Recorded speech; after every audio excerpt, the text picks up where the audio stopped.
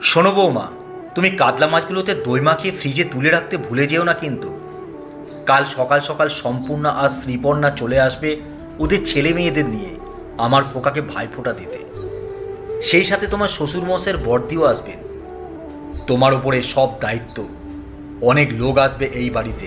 দেখো, কোনো আয়োজনে যেন ত্রুটি না থাকে, তাহলে এই চৌধুরী বাড়ির সম্মান থাকবে না।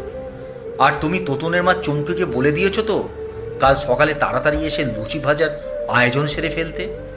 যা ফাঁকিবাজ হয় এই কাজের লোকেরা।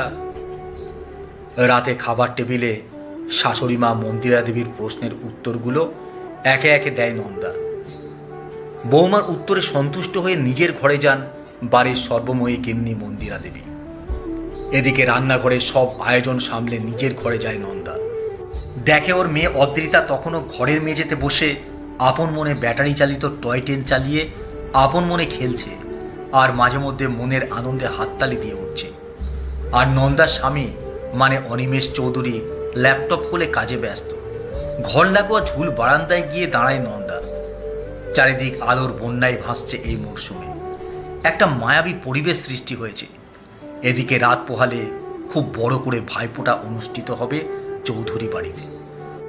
নন্দার দুই ননদ সম্পূর্ণা আর শ্রীপর্ণা ওদের ভাই অনিমেষকে ফোঁটা দিতে আসবে, সেই সাথে পিসি শাশুড়ি। যদিও বিয়ের পর 9 বছর ধরে এইরকমই দেখে আসছে নন্দা। যদিও নন্দার নিজের কোনো ভাই বা দাদা নেই, কিন্তু বিয়ের আগে বাপের বাড়ি থাকতে ওখানে আশেপাশে ভাই বা দাদা সম্পর্কের কয়েকজনকে ভাইফোঁটা দিত।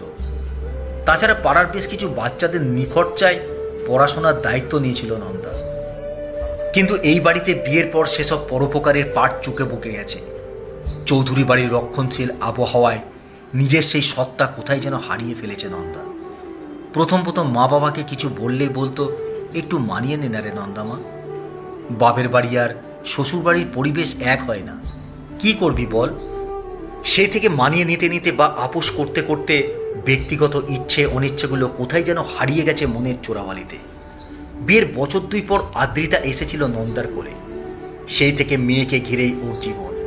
খাওয়ানো, ঘুম পাড়ানো, স্কুলে নিয়ে যাওয়া, নিয়ে আসা, এটাই নন্দার পৃথিবী। এই পৃথিবীর বাইরে যে আর একটা পৃথিবী রয়েছে সেটা প্রায় ভুলতে বসেছিল ও। এইসব ভাবতে ভাবতে ওর আঁচলে টান পড়ে। নন্দা তাকিয়ে দেখে আদ্রিতা ওর মেয়ে দাঁড়িয়ে আছে ওর পিছনে। ও পিছন ফিরে তাকাতেই জিজ্ঞাসা করে, মা, গতকাল ঠাম্মি বলছিল কাল ভাইফোঁটা, সেটা কি? ফোঁটা কেন দেয়? আমি কাউকে ভাইফোঁটা দেব না মা। আসলে বছর 7 আদ্রিতা এর আগে ভাইফোঁটা হতে দেখলেও সেভাবে জ্ঞানবোধ হয়নি পুরো ব্যাপারটা বোঝার মতো। তাই এত প্রশ্ন ওর মায়ের কাছে। বাবার কাছে অনেক জিজ্ঞাসা করে উত্তর পায়নি, তাই অগত্যা মায়ের কাছে এসেছে কৌতূহল মেটাতে। এবার নন্দা ওকে কোলে তুলে নিয়ে বলল, যাদের ভাই বা দাদা আছে তারা তাদের ভালো চেয়ে ঠাকুরের কাছে প্রার্থনা করে, আর দাদা আর ভাইরা বোন বা দিদিদের আশীর্বাদ আর ভালোবাসা দেয়। বুঝলে আদ্রিতা, তুমি তোমার পিস্তুত দাদাদের ফোঁটা দিও। নিজের ভাই নেই তো কি, মন খারাপ করো না। এবার ঘুমোবে চলো। মেয়েকে নিয়ে ঘুম পাড়াতে যায় নন্দা। পরদিন সকাল সকাল থাকতেই শুরু হয় আয়োজন। ধান, দুব্বা, ঘিয়ের প্রদীপ জ্বালিয়ে আসন পেতে দেওয়া হয়েছে পরপর বড় ড্রয়িং রুমে। বোনেরাও সবাই তৈরি। মন্দিরা দেবীও সব আয়োজন ঝালিয়ে দেখেছে শেষ মুহূর্তে। এমন সময় নন্দার বড় ননদ সম্পূর্ণা ভাই বউদের উদ্দেশ্যে বলে ওঠে, কি গো নন্দা, তোমার মেয়ে মানে আমার ভাইজি কই? কোথাও দেখছি না। ওর তো এবার আমার ছেলেকে ভাইফোঁটা দেবার কথা ছিল, তুমি ওকে তৈরি করোনি এখনো? দেরি হয়ে যাবে তো এবার। কোথাও আদ্রিতাকে খুঁজে পাওয়া যায় না। অবশেষে দেখা যায় আদ্রিতা তোদনকে হাত ধরে নিয়ে ঘরে ঢুকছে। ড্রয়িং রুমে তখন পিন পড়া নিস্তব্ধতা। এ কি, বাড়ির কাজের মেয়ে চুমকির ছেলেকে নিয়ে ঢুকছে কিনা এই বাড়ির নাতনি? মন্দিরা দেবী বলেন, এ কি করছো অদ্রিতা দিদি ভাই? ওকে বাইরে রেখে দিয়ে এসো। আগে নোংরা হাত ধুয়ে এসে তোমার পিস্তুত দাদাদের ফোঁটা দিয়ে দাও। 7 বছরের আদ্রিতা ঠাম্মির কথার উত্তরে এবার বলে, কেন ঠাম্মি, হাত ধোবো কেন? তোতনের গায়ে তো কোনো ময়লা লেগে নেই, আর ও তোর মায়ের সাথে রান্না করে বসেছিল। আমার মা তো বলল, যারা ভাই বা দাদা সম্পর্কের হয় তাদেরকে ভাইফোঁটা দিতে হয়। ওর মা চুমকি মাসি তো আমার মাসি, তাহলে তোতন হলো আমার মাসতুতো ভাই। ওকে আমি আগে ভাইফোঁটা দেব। কারোর মুখ দিয়ে কোনো কথা বেরোয় না। বলে কি ওইটুকু মেয়ে এত চৌধুরী বাড়ির গোড়া রক্ষণশীলতার স্রোতের সম্পূর্ণ বিপরীত হাওয়া। একটু দূরে দাঁড়িয়েছিল নন্দা। অনেকদিন পর মুখে হাসি ফোটে ওর।